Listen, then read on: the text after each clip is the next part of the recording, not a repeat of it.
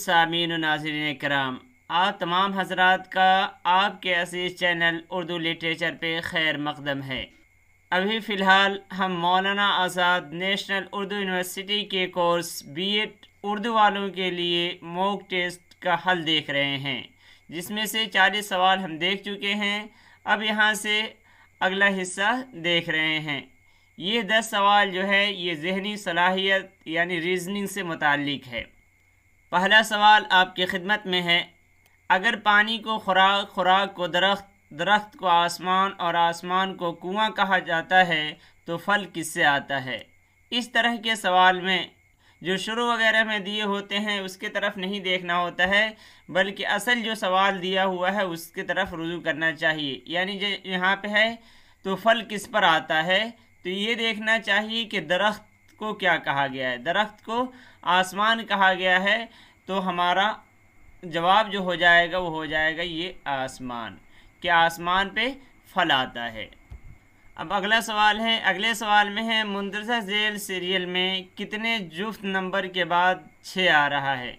तो देखिए इसमें जो दिया हुआ है तो 6 को देखना है कि 6 कितने जुफ्त नंबर का। तो सबसे पहले तो आप जान लें कि जुफ्त नंबर किसे कहा जाता है। तो जुफ्त नंबर कहा जाता है इवन, यानी जोड़ा जो नंबर होता है उसको कहते हैं, यानी जो 2 से कट जाने वाला होता है। तो इसमें देखिए जो ये 6 है ये भी जुफ्त यानी 6 के बाद आ रहा है, ये 6 भी जुफ्त यानी 2 के बाद आ रहा है, तो 2 हो गए और ये भी 3 हो गए, और ये उसके बाद जो है ये 3 के बाद आ रहा है, और ये भी 3 के बाद आ रहा है, ये 3 के बाद आ रहा है, और ये 5 के बाद आ रहा है। तो इस तरह हमारे आंसर हो जाएंगे 2 2 4, यानी ये 4 हो जाएगा हमारा आंसर। अगला सवाल है, 39 तलबा की एक जमात में खालिद राशिद से 7 दर्जे आगे है। अगर राशिद आखिर से 17वें दर्जे पर है तो खालिद आगाज़ से यानी शुरू से कितने दर्जे पे है। यानी इसमें रैंकिंग वाले सवाल है कि अगर किसी जमात में, जमात से मुराद क्लास में, अगर किसी क्लास में 39 तलबा हैं, 39 तलबा में खालिद राशिद से 7 दर्जे आगे है। अभी यहाँ नहीं देखना है, बल्कि देखिए राशिद आखिर से 17वें दर्जे पे है। अब उसके बाद ये 17 दर्जे पे है और उससे भी खालिद उससे भी 7 दर्जे आगे है, यानी ऊपर है। तो अब ये हो गए 24, कितने हो गए, तो ये 24 हो गए। तो अब 24 को जब हम 39 में से घटा देंगे तो हमें निकल जाएगा कि कितना। तो जब घटाए तो हमारा आंसर आ गया 15। 9 में से 4 घटा 5 और 3 में से 2 घटा 1, तो इस तरह हमारा जवाब हो जाएगा ये 15। सवाल नंबर 44, अहमद हामिद से लंबा है जो अकरम से छोटा है। मुकर्रम शारिक से लंबा है लेकिन हामिद से छोटा है। अकरम अहमद से छोटा है तो कौन सबसे छोटा है।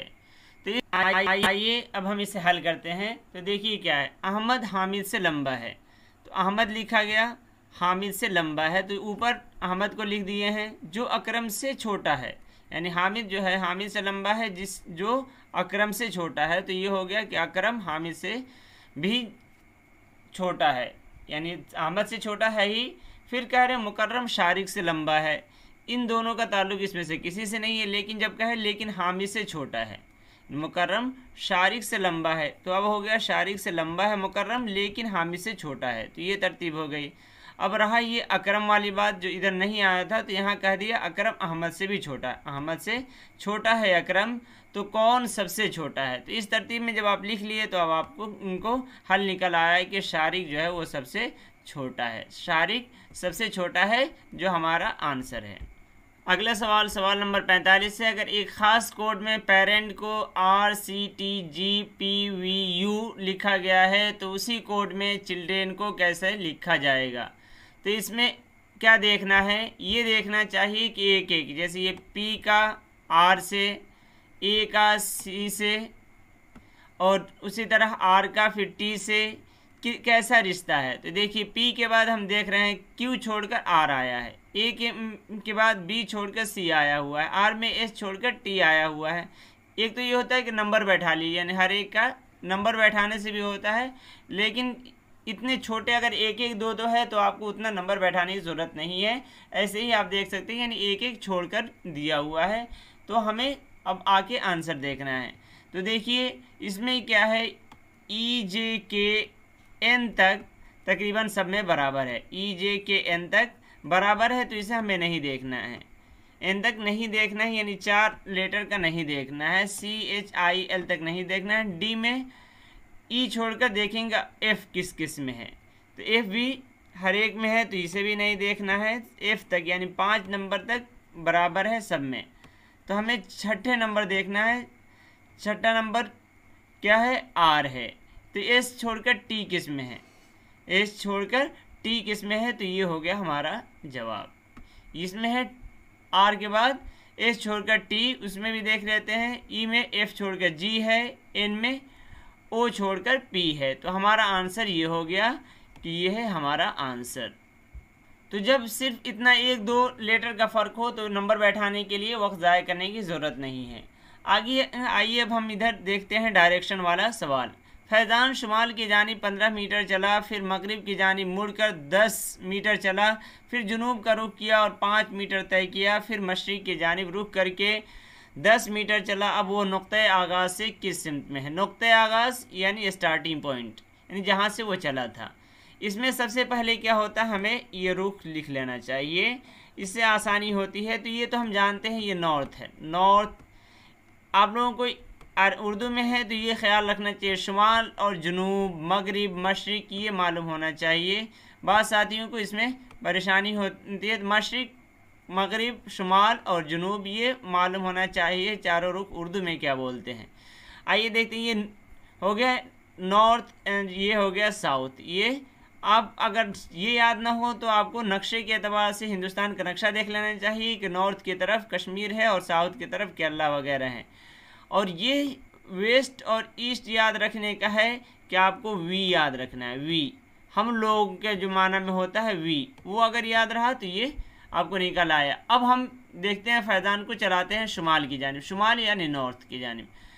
देखिए ये इधर हम चलाए शुमाल की तरफ, कितना चला 15 किलोमीटर, यहाँ लिख लीजिए 15 किलोमीटर। फिर मगरिब की जानिब मुड़कर 10 किलोमीटर चला, फिर मगरिब की जानिब आप मुड़े और 10 किलोमीटर उन्हें चला दिए। फिर जुनूब का रुख किया, जुनूब क्या है साउथ को बोलते हैं, तो इधर रुख किया और 5 मीटर चला, कितना 5 मीटर चला है। फिर मशरिक़ का रुख किया, कितना इधर मशरिक़ यानी ईस्ट, मशरिक़ यानी ईस्ट पूरब का रुख किया है और रुख करके कितना चला 10, कितना है 10 मीटर। अब बताइए कि वो नुक्ते आगाज़ से किस सिमत की तरफ है। तो नुक्ते आगाज़ किधर, ये साउथ है और ये हो गया आपका इधर शुमाल। तो आपका जवाब हो जाएगा कि शुमाल की जानिब है। किधर है, शुमाल की जानिब है। आइए अब हम अगला सवाल देखते हैं। सवाल नंबर 47, सवालिया निशान की जगह क्या आएगा। यहाँ जो सवालिया निशान दिया हुआ है वहाँ क्या आएगा, यानी इस तरतीब से ये लेटर सीरीज़ है, इसमें क्या आएगा। तो इसमें एक एक का देखना चाहिए। तो एक एक का जब हम देखते हैं तो देखिए क्या है, UVWX, यू से पहले फिर क्या है TUVWX। तो टी वाला जो है वो हमारा आंसर हो सकता है, TTT, या ये तीनों हमारे आंसर हो सकते हैं। अब दूसरा लेटर देखते हैं, इसमें भी STUV है, आर जो है वो हमारा आंसर होगा। तो ये है हमारा आंसर होगा। अब उसी तरतीब से हम देख लेते हैं क्यू है या नहीं। तो देखिए RSTU है, तो QR है। तो इस तरह हमारा ये आंसर कंफर्म अब हो गया। तो इस तरह हम चेक करते हैं कि कैसा होता है। तो ये तो एक एक लेटर का है दोनों, उससे पहले वाला भी जो पेरेंट वाला चिल्ड्रेन था उसमें भी 1-2 लेटर का ही था। जब ज़्यादा होता है तो फिर नंबर बैठा लेते हैं कि कितने नंबर पे है, तो आसानी से निकल आता है। अगला सवाल है रिलेशन से रिलेटेड। डी ए की लड़की है, बी डी की बहन के वालिद की बीवी है, ए का बी से क्या रिश्ता है। तो इसमें हमें क्या होता है, जितनी नस्ल होती है, जनरेशन होती है, उस एतबार से हम बैठाते हैं। जैसे देखिए डी ए की लड़की है, तो क्या है डी ए की लड़की है, तो यहाँ लिख लेंगे डी, और ए की लड़की है तो ए को ऊपर लिख लेंगे, इसलिए कि ये ऊपर वाले इसमें है, नस्ल में है, तो इसको ऊपर लिख रहे हैं। और ये जो लड़की वाला है तो इसको गोल दायरे से घेर देंगे। उसके बाद लिख रहा है बी डी की बहन के वालिद की, बी डी के बहन, डी के बहन कोई है, बहन यहाँ है, उसके वालिद की बीवी है। अगला सवाल है मुंदरजेल में से कौन मुख्तलिफ है? Biology, chemistry, theology and zoology. तो ये जो तीनों है ये तीनों साइंस से रिलेटेड है इसका, और ये थियोलॉजी जो है, थियोलॉजी बोलते हैं जिसमें मज़ाहिब के बारे में पढ़ा जाता है। तो ये इन तीनों से अलग है, तो ये हो जाएगा इसका आंसर। इसका मज़ाहिब से ताल्लुक़ है, तो ये है इससे मुख्तलिफ। अगला सवाल नहायत ही आसान है, जैसे पंखड़ी फूल, जो ताल्लुक़ पहले का दूसरे से है वही ताल्लुक़ मुंदरजा झेल में मालूम करें। तो पंखड़ी क्या है? ये फूल के क्या एक जुज़ होता है। तो उसी तरह देखिए नमक मिर्च ये जुज़ नहीं है। टायर साइकिल, जो टायर है ये साइकिल के जुज़ है, तो ये हो जाएगा हमारा आंसर। यहाँ तक मुकम्मल हो गया जो ज़हनी सलाहियत से मुतालिक जो सवाल थे, ये 10 सवाल ये हल करने वाले थे, ये हो चुके हैं। इंशाअल्लाह अगला जो हिस्सा 2 है वो भी जल्द ही आप उनको पेश किया जाएगा। अब मैं आपसे अलविदा लेता हूँ।